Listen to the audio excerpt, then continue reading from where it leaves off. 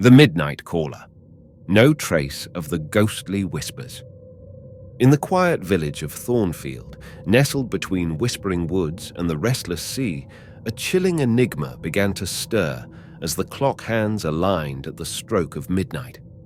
It was the kind of place where news traveled on hushed tones and where every face was as familiar as the cadence of the ocean's waves.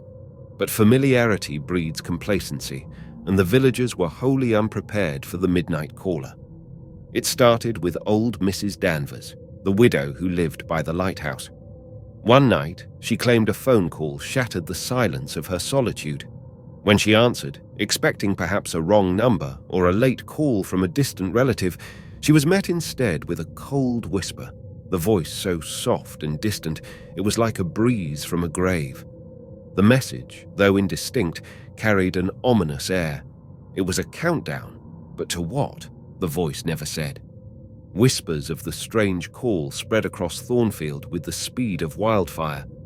Rational minds proposed logical explanations. A prank, a crossed line, or simply the imaginings of a lonely old woman. But then, the unthinkable happened. The calls began to claim more nights and more ears. Each resident's tale was a mirror of the one before. The phone would ring sharp at midnight, a whisper would utter a countdown, and then silence. The village's sole police officer, Constable Hawkins, took it upon himself to investigate. He was a man who found solace in the order of laws and the comfort of reason. Yet, as each night grew darker and the calls continued unabated, even his steadfast heart began to waver. One night, Constable Hawkins decided to stay with Mrs. Danvers to witness this call firsthand. As the grandfather clock heralded the arrival of midnight with its somber gong, the expected happened. The phone rang. Mrs. Danvers refused to answer, her eyes wide with terror. Constable Hawkins, his hand steady, lifted the receiver. 7, the voice whispered, and then the line went dead. 7? 7? What? Days? Weeks? Hours? The question haunted Constable Hawkins as he patrolled the nights that followed. The village grew paranoid, its residents jumping at shadows and flinching at the ring of a phone. Some even disconnected their lines, reverting to older means of communication. But the calls seemed to find a way regardless, moving from landlines to cell phones, an unrelenting tide of terror. As the countdown continued each night, the village held its breath. 6, 5, 4. The voice never wavered, never quickened, a spectral metronome leading to an unknown end. It was on 3 that Mrs. Danvers disappeared.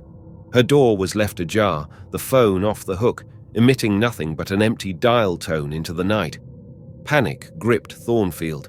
Theories abounded of abductions or runaways, but deep down, they all feared something far more sinister. Constable Hawkins, a man changed by the terror he had witnessed, became obsessed with stopping the calls. He stayed up every night, phone in hand, waiting. The countdown continued. 2, 1. Then, on the eve of the final whisper, the village braced itself. Midnight came with a silence that was almost suffocating. The clock's chime seemed to mourn rather than announce the hour. And then the phone rang. Constable Hawkins answered, his voice barely a whisper, mirroring the spectral quality of the caller. But this time, the line was different. It carried not a whisper, but a cacophony of screams, a multitude of voices caught in a moment of terror. And among them, he heard Mrs. Danvers, her cry a sharp sting in the maelstrom of wails. The line went dead, and so did the village of Thornfield. Not in the sense of life leaving bodies, but in the soul of the village being sucked into an abyss. Homes became shells, laughter turned to silence, and the sea's whispers became the village's requiem. The next morning, Constable Hawkins was found dead, his phone still clutched in his hand, his eyes bulging with unspeakable terror. The midnight caller never rang again. But on some nights, when the wind is just right, The villagers swear they can hear a whispering through the trees, counting down to an end that already came, a ghostly reminder of the night when their serene world was consumed by the shadows of an unfathomable terror.